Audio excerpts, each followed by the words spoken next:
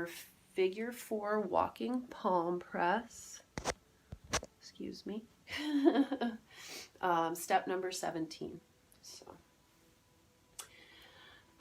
just making sure that I stay on task. I have a book because I like to go off and do my own thing in life.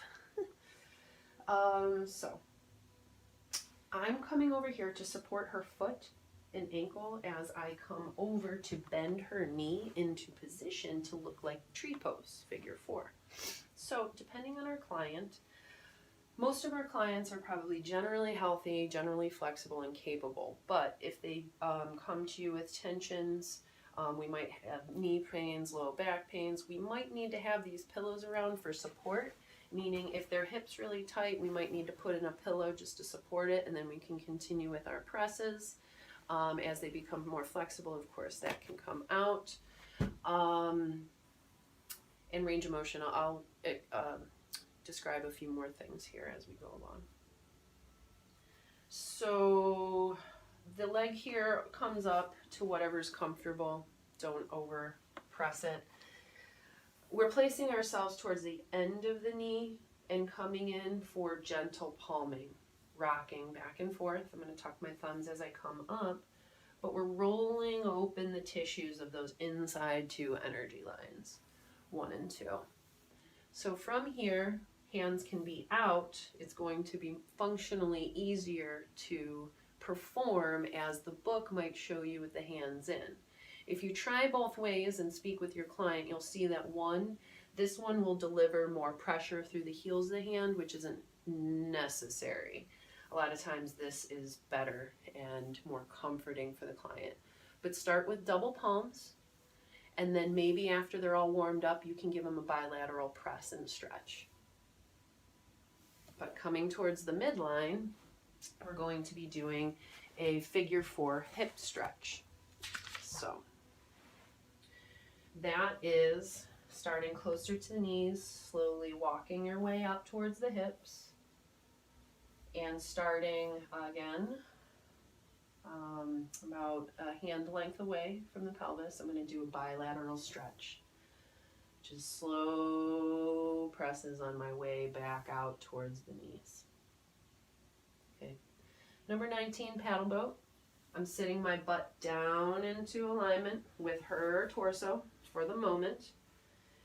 Our legs, it's page number 75 and step number 19, we're going to paddle boat on inside number 3. So this is the first time we're seeing that inside number 3 and we're stimulating it. We haven't touched on it yet. So, and later in the practice we will get to it fully. So our legs are going to be doing the same thing, like both of our left legs are bent, right leg straight. I'll show that in a moment. I'm going to reach underneath her ankle to hold on. I'm going to use my right leg behind her left knee to press it out to the side so that her leg is at 90 degrees from her torso. But that makes it so that I'm not in the right place, so I have to scoot over in alignment with that leg and then forward so that I'm in position with bent enough leg that I can, again, continue to hold under her ankle, sit nice and tall. I'm supporting with my right foot, and then use my left foot to palm. So stretch inside 3, out to the side, palm it with the whole of my foot. If you have to hold somebody still, you can hold onto their leg here. But then right through the center line, right through the middle of the hamstrings, we can send our heel. So that would be like pressing on inside number 3. So depending on your client, you can really press and it'll feel really good, whatever you've got there. All the way up to the sit bone, probably, but again, maybe a hand length away from the pelvis. That way you know you're safe with men and women. So palm it out, and then I'm going to be walking the feet to the midline of the thigh. And depending on the client's flexibility, if they're healthy, their leg will come across both your legs. If their knee flexibility isn't quite there, then maybe it stays between your legs, or maybe it just stays out to the side. But if the leg comes across, we have to scoot up so that we can reach outside line 1. So basically like our foot becomes a sandwich in here, foot sandwich. We're gonna pull on outside line 1. So we're reaching across to the outside of the thigh and pulling towards us with our fingers. So towards us. And then if we see that our client can accept a little bit more pressure, then we can push our toes and our fingers towards each other and squeeze the leg. So next, a tie fist, gentle closed fingers. And with the flats of our knuckles here, we just tap the inside 1 of the thigh, inside 2 of the thigh, just gentle stimulation, getting everything kind of waking it up, getting things circulating, and then that's it, coming on out.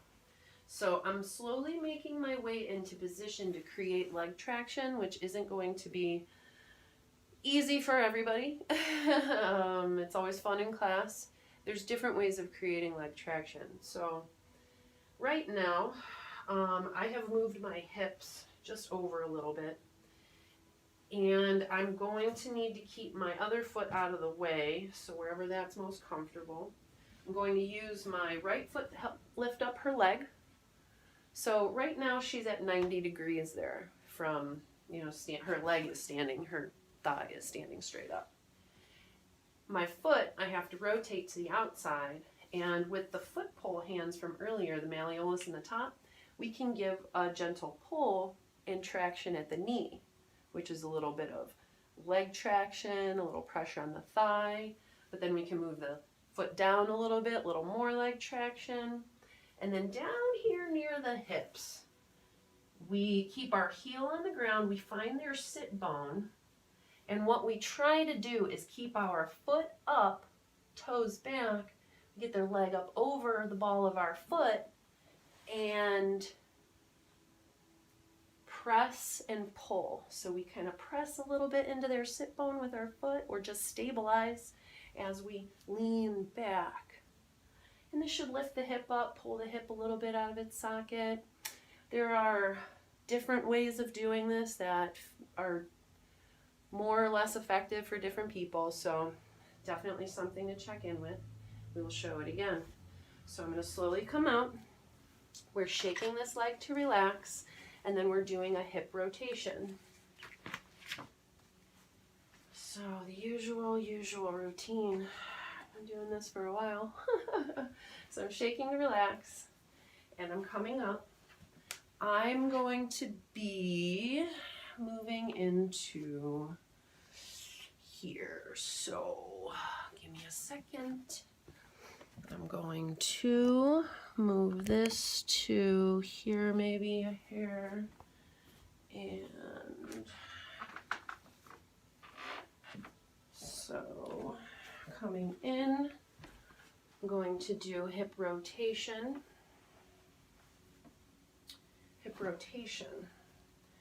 So her leg's at 90. I'm at 90 degrees next to her. Again, this is where my head starts getting cut off. And we're going to use more of our torso. I need to be close enough that I can use my core and torso to give her a few rotations of the hip.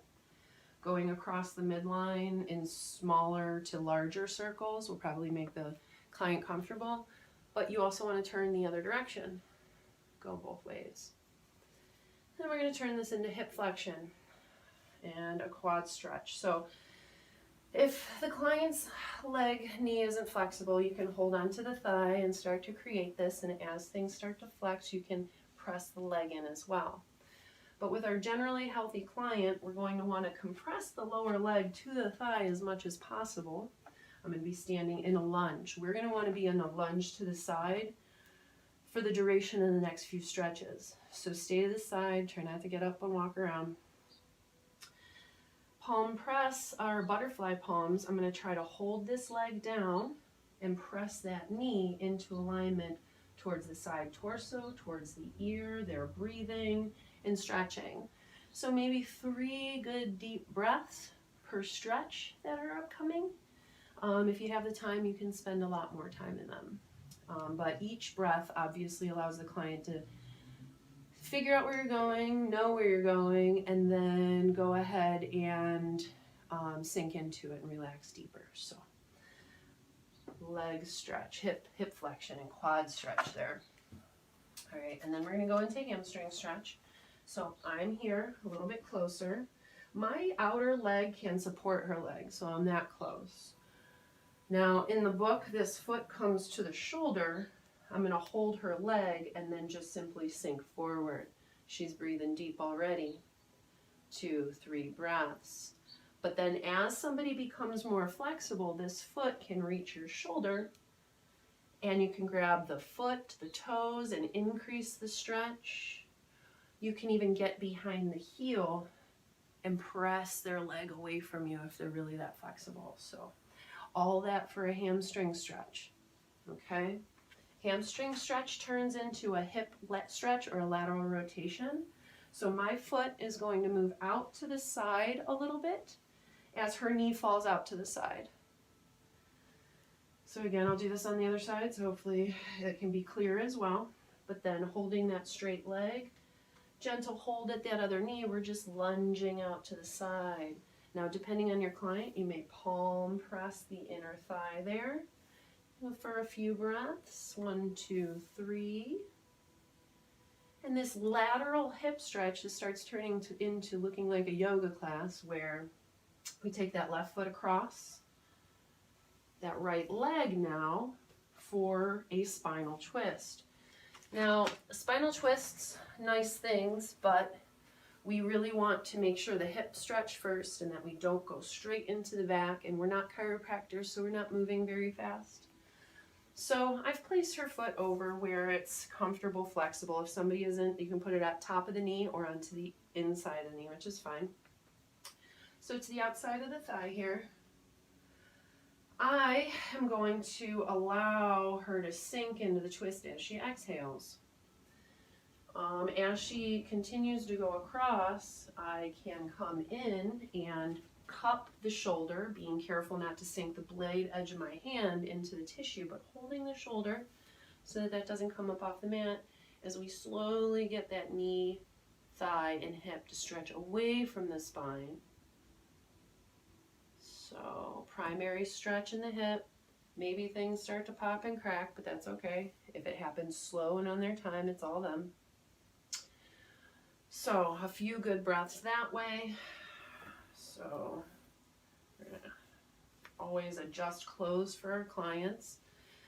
Coming in, we're going to be moving slowly into like a runner's stretch, quadricep stretch. It's a medial rotation of the hip, and we want to be fairly specific as we're going in and out the way we came in to this stretch, just to protect the knee. Just don't move too fast, and you know, do it a few times even on yourself to see how that movement can feel if you're, you know, pulling out of it a little too soon or a little too deep into it. So also something that might need support, so I'll grab a pillow here in a moment. So the sacrum needs to sit perpendicular to the ground, and I'm going to hold it that way for a while until it needs to start moving.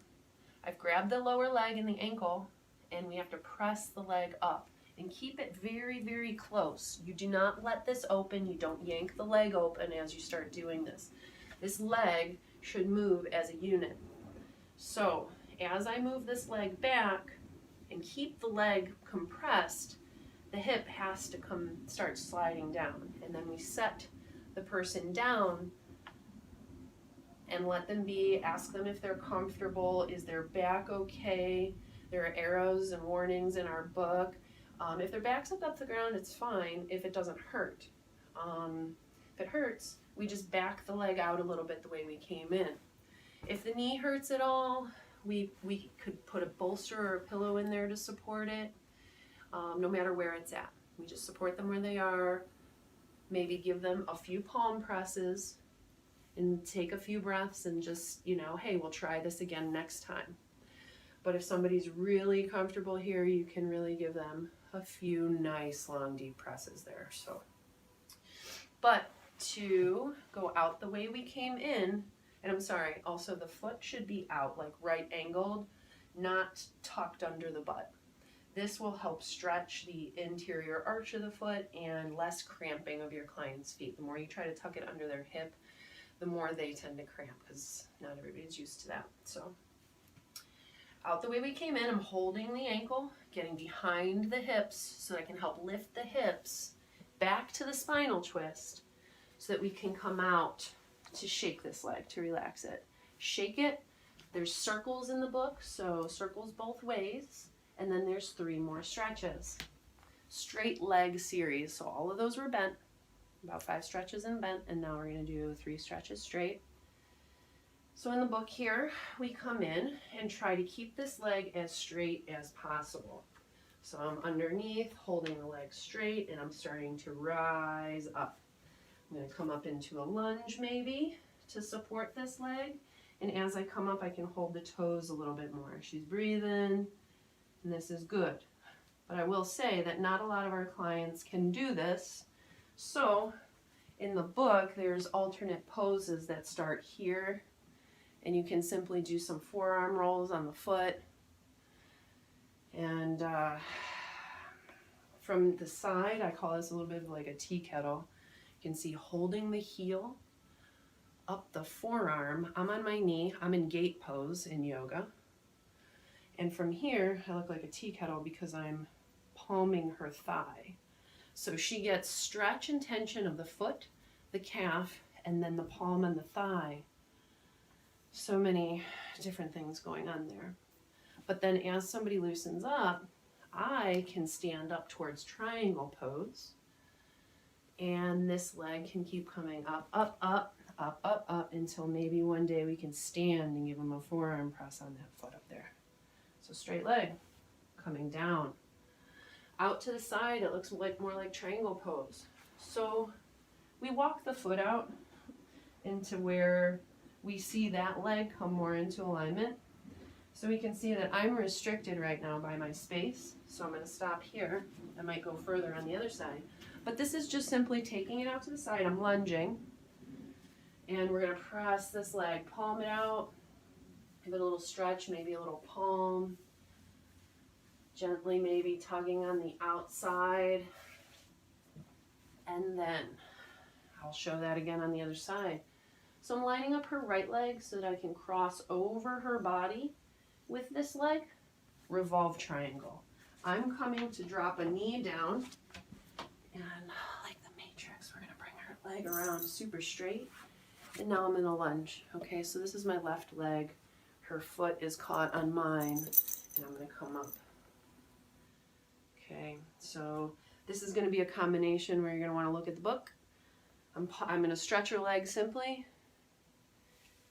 You know, combination, look at the book, and trial and error.